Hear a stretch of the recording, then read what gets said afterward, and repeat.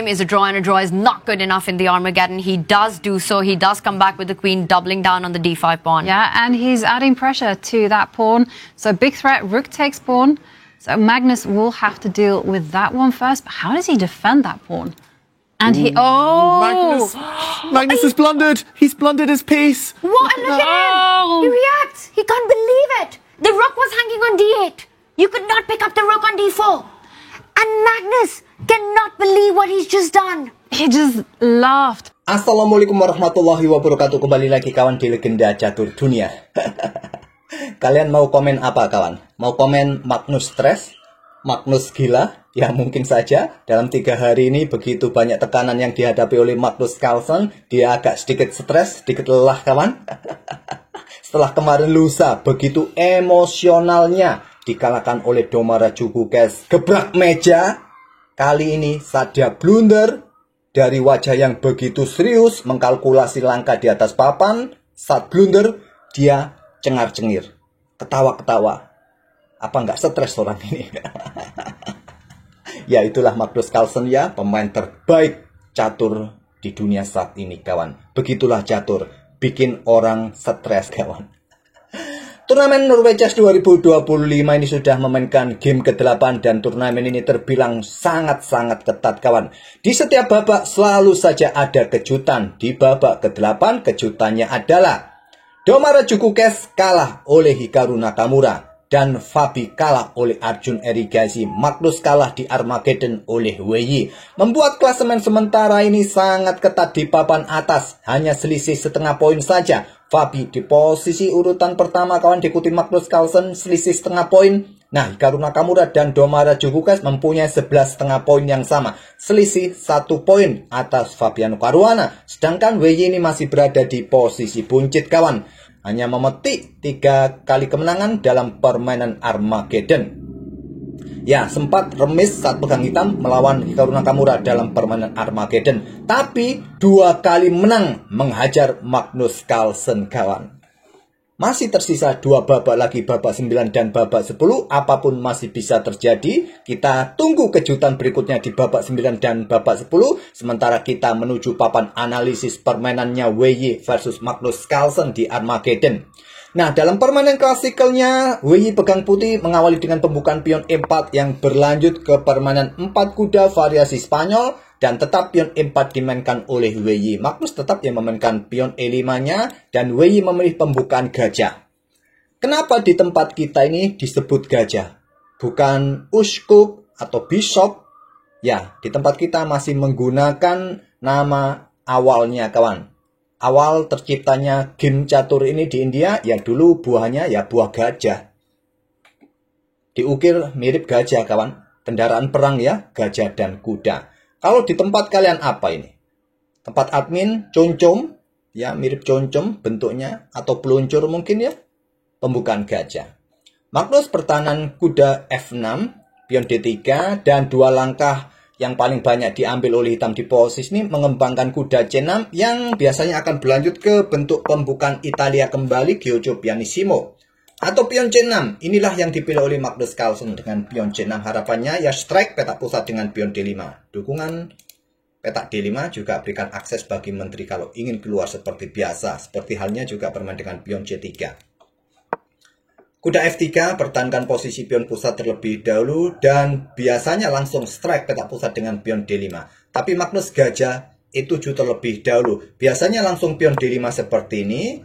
Nah, gajah tarik mundur terlebih dahulu. Hitam akan menahan diri tidak jual beli karena cara seperti ini akan mudah diantisipasi oleh putih untuk mencoba menyerang balik dan untuk mendapatkan pion ini kembali. Nah, biasanya di posisi ini, gajah ini keluar ke petak D6 atau B4 cek dulu. Kalau petak D6, idenya jaga pion sebelum serang petak pusat.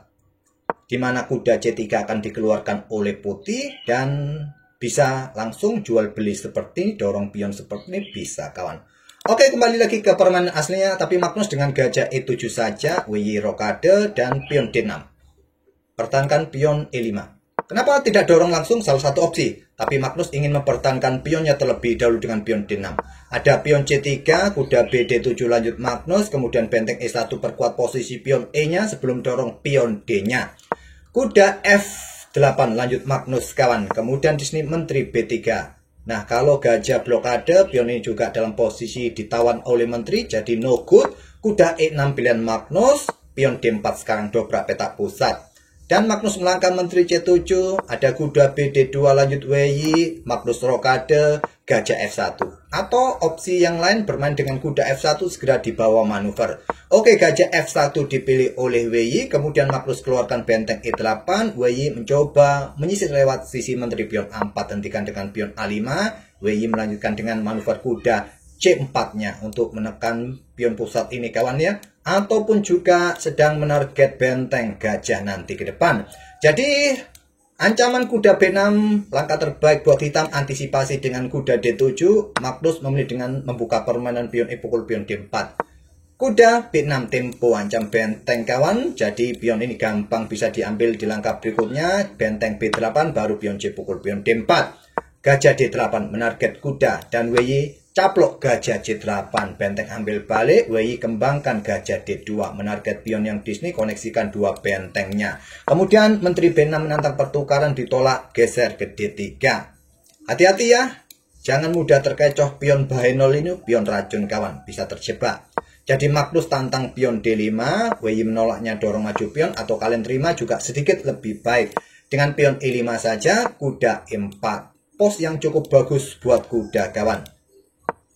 Gajah E3 tetap ya, harus berhati-hati kawan. Mungkin kalian berpikir kalian punya backup di petak C3. Nah, tetap benteng EB1. Menteri akan mundur sejenak kawan, dan posisi benteng siap untuk ancam menteri. Menteri masih dalam posisi terjebak. Jadi gajah E7 lanjut Magnus, di sini benteng ED1 dan benteng ED8 lanjut Magnus. Menteri B1 mundur, ada pion C5. Magnus sekarang sudah mulai kontrol permainan kawan. Pion C5 menantang pertukaran, ada gajah B5 blokade ancaman terhadap pion, dan aktif kembali mengawasi ruang-ruang terang ini kawan. Di sini Magnus pion C pukul pion D4, kuda ambil balik jual beli, ambil balik gajah C5. Menteri D3.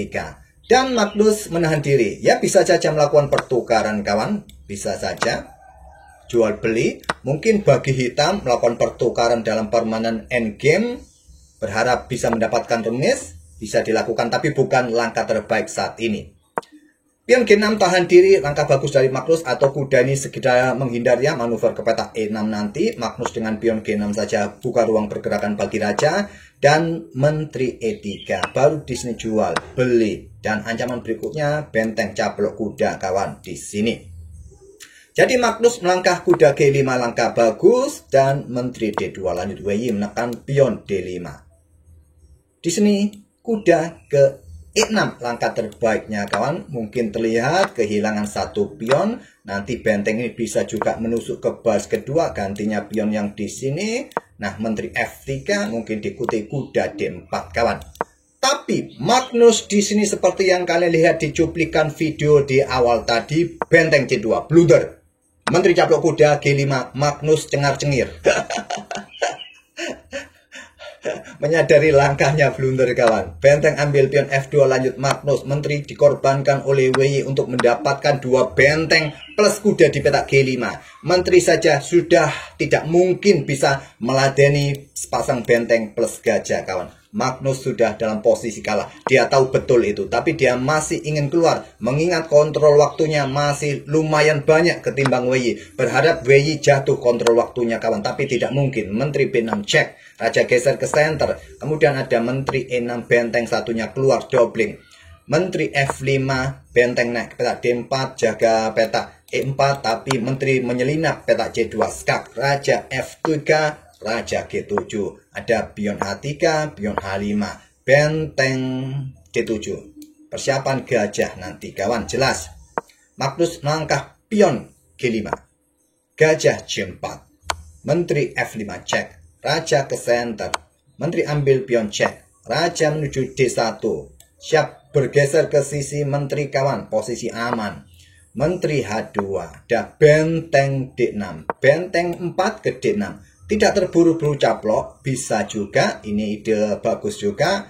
Tapi idenya WY adalah cek di sini. Nanti raja turun diikuti benteng D8, checkmate. Jadi Magnus Menteri G1 cek, Raja naik ambil pion cek, Raja B3 dan siap bersembunyi ke petak A2.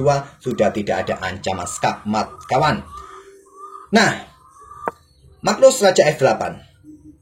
Setelah benteng ambil pion F7 cek, Raja geser, benteng geser juga, ancaman skakmat sulit dihindari. Magnus juga di posisi ini bisa ambil pion di sini cek, Raja bersembunyi, mungkin bergerak atau ambil benteng di sini atau bergerak ke sini saja, jaga pion yang di sini, ya bisa seperti ini kawan, ya.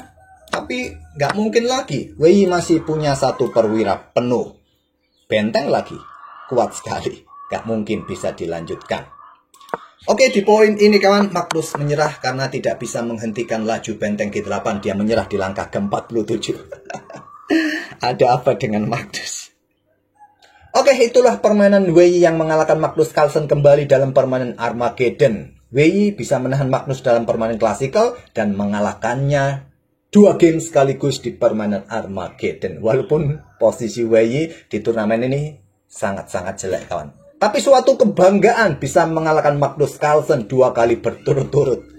Kita akan bertemu di video-video berikutnya. Jangan lupa ya, nanti malam jam 7:30 battle warung pojok. Kita main catur 960 kawan. Tetap ada hadiahnya ya. Tetap ada hadiahnya.